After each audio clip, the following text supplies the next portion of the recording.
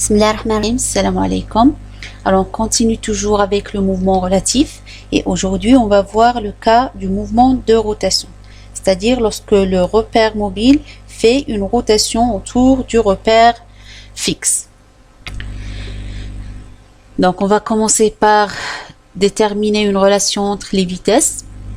Donc si je considère un point M qui fait une certaine rotation autour d'un axe, disons Z, avec une vitesse linéaire V, donc le vecteur position, ça sera le vecteur OM qui sera égal à R, et la vitesse angulaire, ce sera oméga. Donc la vitesse angulaire étant une grandeur vectorielle telle que sa direction soit orthogonale au plan du mouvement. Et donc on a la vitesse V linéaire, ce n'est que la dérivée du vecteur position R par rapport au temps T, qui sera égal à oméga vectoriel R. Je rappelle que cette expression, cette relation est déjà vérifiée dans les premiers cours de la cinématique. Examinons maintenant le cas le plus simple où le repère mobile O', X', Y', Z' fait une rotation autour d'un axe fixe passant par O' à la vitesse angulaire oméga. Donc dans ce cas-là, on aura dI' sur dt. Par définition, ce n'est que la vitesse de l'extrémité du vecteur I'. Donc dI' sur dt, c'est une vitesse. Donc elle sera donnée en fonction de la vitesse angulaire. En suivant cette relation, ça oméga vectoriel, le vecteur I'.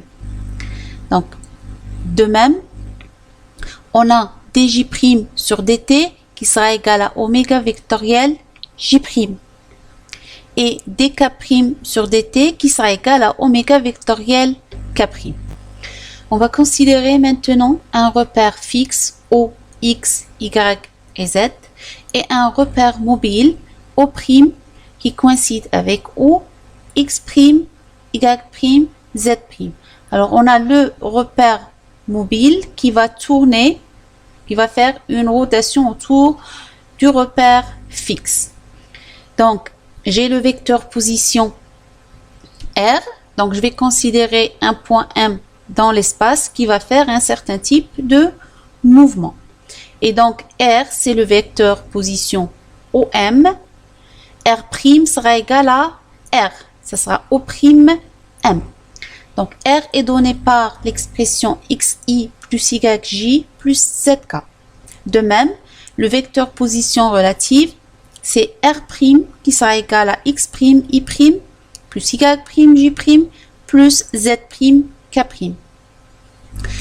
Donc, puisque je cherche une relation entre les vitesses, je vais considérer la vitesse absolue. Donc, la vitesse absolue, elle est donnée par cette expression qu'on a déjà vérifiée dans le cours précédent. Donc, ce sera un terme de translation qui sera égal à d de O' sur dt. Dans notre cas, ça sera égal à 0 du fait que O' coïncide avec E, avec O plutôt, plus le terme de rotation qui est donné par X' dI' sur dt plus Y' dJ' sur dt plus Z' dK' sur dt plus la vitesse relative qui est donnée par dx' sur dt I' plus dy' sur dt J' plus dz' sur dt K'. Maintenant, je vais remplacer les termes dI' sur dt, dj' sur dt et dk' sur dt par les valeurs oméga vectoriel I', oméga vectoriel J' et oméga vectoriel K'. Donc, on aura la vitesse absolue qui sera égale à la vitesse relative plus X' fois oméga vectoriel I' plus Y' fois oméga vectoriel J' plus Z' fois oméga vectoriel K'. Là, on remarque qu'on peut faire sortir le oméga vectoriel comme facteur. Et on aura la vitesse absolue qui sera égale VR plus oméga vectoriel x' i plus y' plus z' k. Et on remarque bien que cette expression-là, ce n'est que le vecteur position relative, R'. Et donc, VA sera égal VR plus oméga vectoriel R'. Et puisque R égale à R', donc on aura VA qui sera égal à VR plus oméga vectoriel R. Voilà donc on a trouvé une relation qui lie la vitesse absolue, la vitesse relative et la vitesse angulaire oméga. Essayons de déterminer maintenant une relation entre les accélérations. Donc on a la loi de composition des accélérations, gamma A absolue qui sera égale l'accélération d'entraînement plus l'accélération relative plus l'accélération de Coriolis. On a gamma relative, donc l'accélération relative, ce n'est que la dérivée de la vitesse relative par rapport au temps t. On va garder cette formule et on va essayer de développer les deux autres formules. Donc l'accélération d'entraînement, c'est déjà déterminé, donc c'est un terme de translation plus un terme de rotation.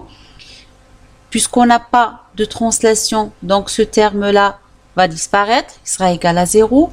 Il reste le terme de rotation qui sera égal à x' d carré i' sur dt carré plus y' d carré j' sur dt carré plus z' d carré k' sur dt au carré. Et ça aussi, c'est une relation qu'on a déjà déterminée, qui sera égale. Alors là, je peux faire sortir d sur dt en facteur. Il reste x' di' sur dt plus y' dj' sur dt plus z' dk' sur dt. Et ça, ce n'est que oméga vectoriel R'. Si je reprends di' sur dt, c'est oméga vectoriel i', dj' sur dt, oméga vectoriel j', dk' sur dt, c'est oméga vectoriel k'. Je fais sortir oméga vectoriel en facteur et je vais avoir finalement, c'est ça, oméga vectoriel R'. Donc finalement, on a trouvé l'accélération d'entraînement sera égale à d de oméga, d sur dt de oméga vectoriel R'. Donc ça, c'est la dérivée d'un produit de deux fonctions. Ça sera égal la dérivée de la première fonction multipliée par la deuxième plus la dérivée de la deuxième fonction multipliée par la première. Donc ça va me donner d oméga sur dt vectoriel R' plus oméga vectoriel dr' sur dt. Donc je vais garder ce terme d oméga sur dt vectoriel R' plus ça, ce n'est qu'une vitesse dr' sur dt. Et la vitesse linéaire, elle est toujours donnée en fonction de la vitesse angulaire, en fonction d'un produit vectoriel entre la vitesse angulaire et le vecteur position. Donc ce sera oméga vectoriel R'. Je vais passer maintenant à l'accélération de Coriolis. Donc on a gamma c qui sera égal à 2 fois dx' sur dt, di' sur dt, plus dy' sur dt, dj' sur dt, plus dz' sur dt, dk' sur dt. Alors maintenant, je sais que di' sur dt, ce n'est que la vitesse de l'extrémité du vecteur i'. Donc, je peux la remplacer en fonction de la vitesse angulaire. Donc, ça sera 2 fois dx' sur dt oméga vectoriel i'.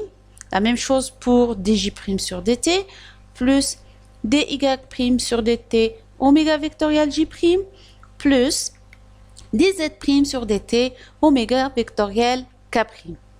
Maintenant, je remarque que je peux faire sortir oméga vectoriel en facteur.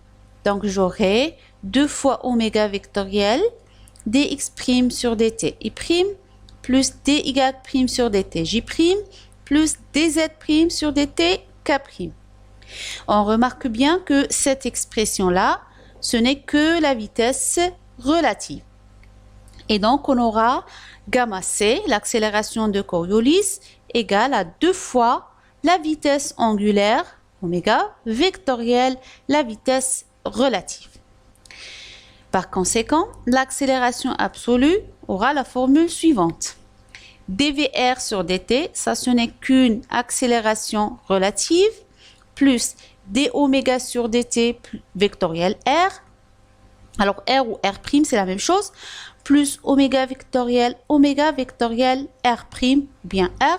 Ce terme-là représente gamma e, c'est l'accélération d'entraînement, plus 2 fois oméga vectoriel vr. Donc finalement, on a obtenu une relation qui lie l'accélération absolue à la vitesse relative et à la vitesse angulaire. Passons maintenant à un exemple. On a un insecte qui se déplace à vitesse constante u le long d'une tige qui tourne autour d'une de ses extrémités. Voilà la tige. La vitesse angulaire de la tige est oméga. Calculez la vitesse et l'accélération absolue de l'insecte à l'instant où il est à la distance r de O. Voilà donc pour le schéma. Voilà les deux axes OX, OY. Là, on a une tige qui tourne autour de cette extrémité. Donc, on a la tige qui tourne et on a un insecte, donc que j'ai schématisé ici par le point M, un insecte qui se déplace sur cette tige. Donc, on a deux mouvements. Le mouvement de l'insecte, en même temps le mouvement de la tige qui tourne autour d'une de ses extrémités. Donc, premièrement, je dois désigner la particule. Bon, c'est bien l'insecte. Le repère mobile, c'est bien la tige. Le repère fixe, c'est OX, OY. Donc, je reviens à l'énoncé de l'exercice. On a un insecte qui se déplace à une vitesse constante U. Donc, la vitesse constante U, c'est la vitesse de l'insecte le long d'une tige. C'est par rapport à la tige. Et donc, ça, c'est une vitesse relative. Donc, U est une vitesse relative. Alors, qu'est-ce qu'on demande? On demande la vitesse et l'accélération absolue. On demande une vitesse absolue et une accélération absolue. La vitesse de la tige qui représente un repère mobile est bien une vitesse d'entraînement. Donc, on vous donne dans l'exercice la vitesse angulaire de la tige. On donne une vitesse angulaire. Je peux la lier à la vitesse linéaire par R. R qui sera le rayon. Voilà. La distance qui sépare O et M. Donc, ça représente le rayon du mouvement circulaire. Donc, la vitesse d'entraînement, la vitesse de la tige, c'est R fois la vitesse angulaire. Et donc, puisqu'on a VE et on a VR, on peut déterminer la vitesse absolue VA. Donc, je commence toujours par la loi de composition des vitesses. On a VA, vecteur, qui sera égal à VE, vecteur, plus VR, vecteur. Donc, on remarque bien qu'on a une relation vectorielle. Alors, pour passer au module, je peux utiliser tout simplement le théorème de Pythagore. Je reviens au schéma. Voilà donc la vitesse VR, c'est la vitesse de l'insecte par rapport à la tige. Donc, l'insecte, il a un mouvement rectiligne sur la tige. Voilà sa vitesse. La vitesse d'entraînement, c'est la vitesse de la tige elle-même qui a un mouvement circulaire. Donc, VE, elle est toujours tangente à la trajectoire, c'est-à-dire tangente au cercle. Donc, voilà VE. Donc, sachant que VA, c'est la résultante, VR plus VE, voilà VA. Et donc, on remarque bien qu'ici, on a un angle droit, d'après le théorème de Pythagore. Donc, on a VA au carré, qui sera égal à VE au carré, plus VR au carré. Voilà donc VA carré égale VE carré plus VR carré, d'où je peux facilement tirer la valeur de VA. Donc, ce n'est que la racine de VE carré plus VR au carré. Donc, sachant que VR, ce n'est que U, donc ce sera U au carré, plus VE qui sera égal à R oméga, donc ce sera R carré oméga au carré. Donc, après avoir déterminé la vitesse absolue, je passe maintenant à l'accélération absolue. Gamma A égale gamma E plus gamma R plus gamma C, d'après la loi de composition des accélérations. Donc, je vais commencer par gamma relative. Ça sera égal dVr sur dt. C'est la dérivée de la vitesse relative par rapport au temps t, qui sera égal à 0 du moment que Vr égale à U égale à constante. Donc, U est une constante. Il reste gamma A égale à gamma E plus gamma C. Donc, on a seulement deux vecteurs. Donc, gamma A, c'est la résultante entre gamma entraînement et gamma Coriolis. Je reviens au schéma pour tracer ces trois vecteurs. Donc, on a gamma E, c'est l'accélération de la tige qui fait un mouvement circulaire. Donc, on a un mouvement circulaire, l'accélération, elle se dirige toujours vers le centre du cercle. Voilà, gamma E. Gamma C, c'est l'accélération de Coriolis. Donc, elle est égale à 2 fois oméga vectoriel VR. Donc, on remarque bien que c'est un produit vectoriel entre la vitesse angulaire et VR. Donc, un produit vectoriel entre oméga et VR, ce n'est qu'un, donc le produit vectoriel, ce n'est qu'un troisième vecteur qui est perpendiculaire au plan formé par ces deux vecteurs. Donc, je peux tracer gamma C comme ça. Donc, on a gamma C et gamma E. Gamma A, ce n'est que la résultante. Voilà, donc gamma A, ce n'est que la résultante. Et donc, maintenant, pour déterminer la valeur de gamma A, je peux utiliser le schéma et le théorème de Pythagore. Donc, d'après le schéma, on a gamma A au carré qui sera égal à gamma C au carré plus gamma E au carré. Voilà donc gamma A, ce n'est que la racine de gamma E au carré plus gamma C au carré. Maintenant, on doit déterminer gamma E et gamma C. Gamma E est l'accélération du repère mobile qui a un mouvement circulaire. Donc, la tige, qui est le repère mobile, a un mouvement circulaire. Donc, l'accélération gamma E a deux composantes. Une composante qui est tangentielle, qui va de même avec VE, et une composante qui est normale. Donc, la composante tangentielle égale à dVE sur dt égale à 0, puisque VE est constante. Et la deuxième composante normale égale à VE au carré sur R. R étant le rayon du cercle. Égale à R carré oméga carré, ça c'est VE, que divise R. Ça va me donner un R oméga au carré. Donc ça c'est gamma. Passons maintenant à l'accélération de Coriolis. Donc on a gamma C égale à 2 fois le produit vectoriel entre oméga et VR.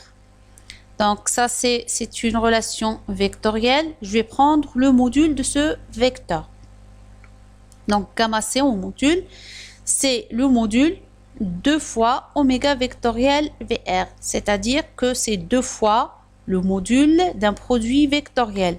Par définition, c'est le module du premier vecteur multiplié par le module du deuxième vecteur multiplié par le sinus de l'angle formé entre les deux vecteurs. C'est-à-dire 2 fois module de oméga fois le module de VR fois sinus l'angle formé entre oméga et VR. Donc cet angle-là, si je reviens au schéma,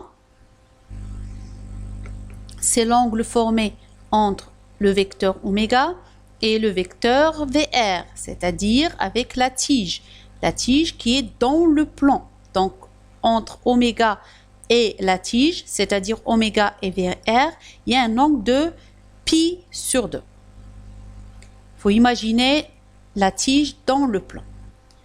Et donc, on aura sinus pi sur 2. Donc oméga C, plutôt gamma C, égale à 2 fois oméga fois VR. Donc on a déterminé gamma C et gamma E. Je reviens à l'expression de gamma absolu. Donc l'accélération absolue égale la racine de R oméga carré le tout au carré plus 2 fois oméga fois VR le tout au carré, qui sera égal racine de R carré oméga 4 plus 4 oméga carré VR au carré. Voilà donc, on a terminé avec cette partie concernant le mouvement relatif. Merci de votre attention.